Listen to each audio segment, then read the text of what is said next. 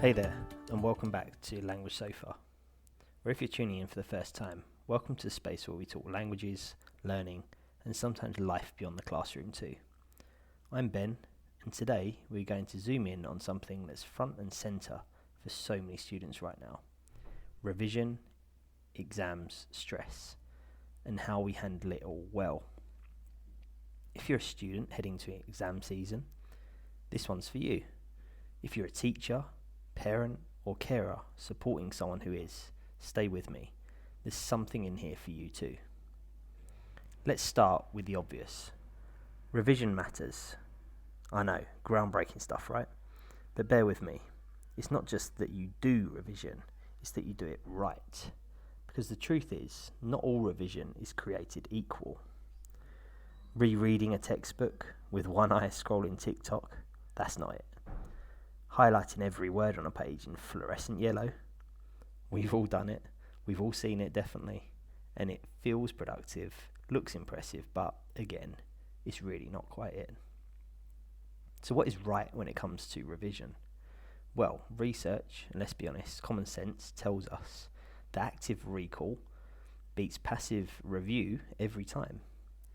In other words, testing yourself works better than simply reading something over and over.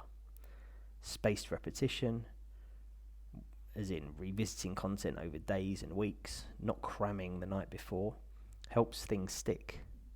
Retrieval practice, so dragging stuff out of your brain, not just putting more and more in, actually strengthens the memory.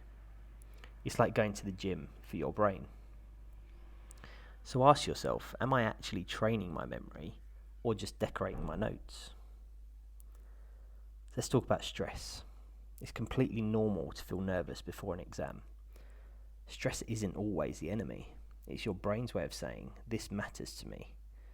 But it can tip over into panic if you don't have the tools to deal with it. So here's the first big one. Control the controllables. You can't control the exact questions that will come up. But you can control how you prepare, how you eat, how you sleep, what you do in the final days before the exam, how you speak to yourself. You're not powerless in this situation.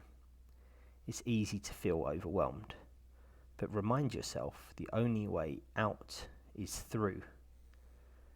1 hour, one topic, one practice question at a time. So progress over perfection. Now, if you've had that moment where your brain says, I'm not good enough, or what's the point? You're really not alone. Everyone has self-doubt. But here's the truth I want you to stick with you today. Motivation doesn't always come first. Action creates motivation.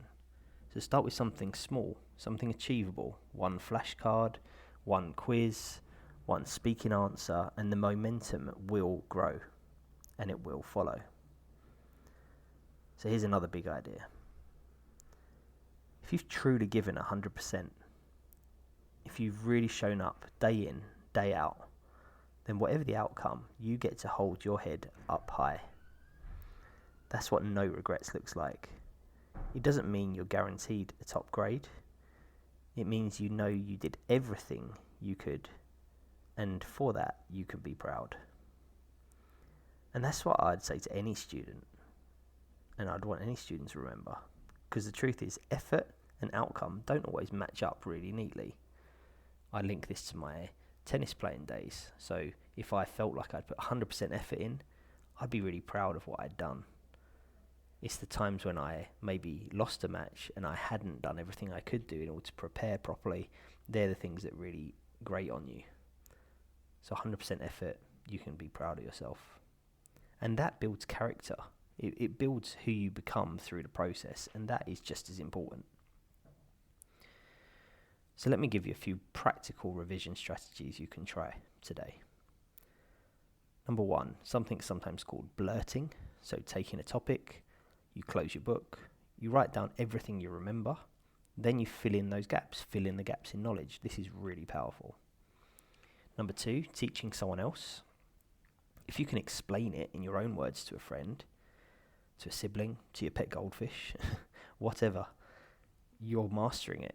you're actually putting that across in your own words. You're thinking about drawing that from your brain. Number 3, past paper questions.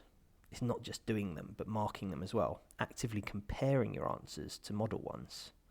So learn the language of the mark scheme. Learn what they are looking for.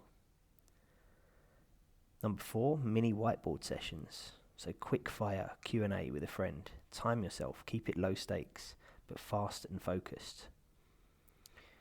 Mind maps, number 5, but only after learning, I'd say. So don't use them to revise necessarily, use them to summarize, bring together that knowledge.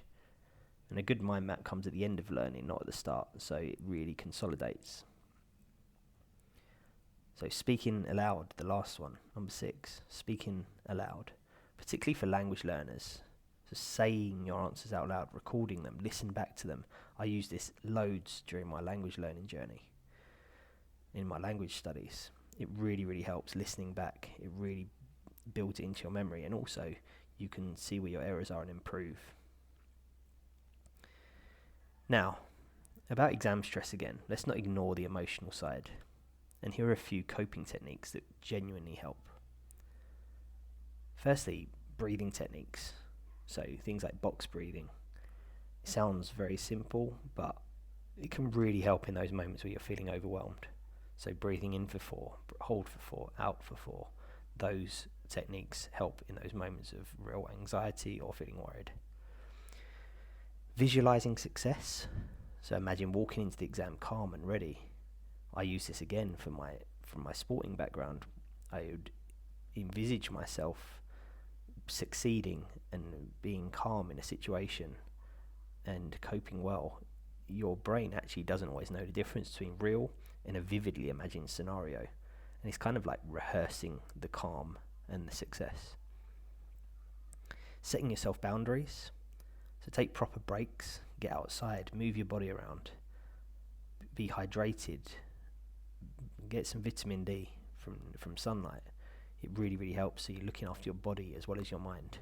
And don't isolate yourself. Talk to people, vent, laugh. Remember, you're not alone on this. Often a problem shared is a problem halved. And above all, remember this. You are more than your grades.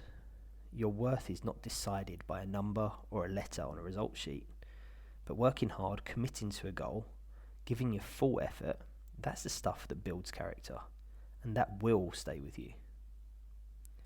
If you give it everything, if you show up, revise smart, and take care of yourself along the way, you've already won in so many ways. Whether it's a grade 9 or a grade 5 or something in between, what you've learned about yourself will carry forward. You'll know how to stick with something hard, how to manage pressure, how to build confidence over time, how to be resilient.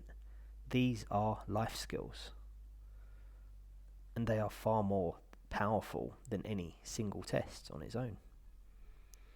So as you revise today or tomorrow, or any day this week, ask yourself, am I doing this in the smartest, most active way I can? Am I making space for rest and recovery? Am I giving this my full focus, even just for half an hour? And finally, am I showing up for myself, not just for the exam? So give 100%, then whatever happens, walk out with your head held high. No regrets, just growth. You've got this. So thanks for listening to Language Sofa. If this helped you, pass it on to someone else who might need it. And if you're a teacher, feel free to share this with your class. So wishing you all the best this exam season. I'll be back soon with more episodes, but until then, keep learning, keep growing, and remember, you're doing better than you think. Take care.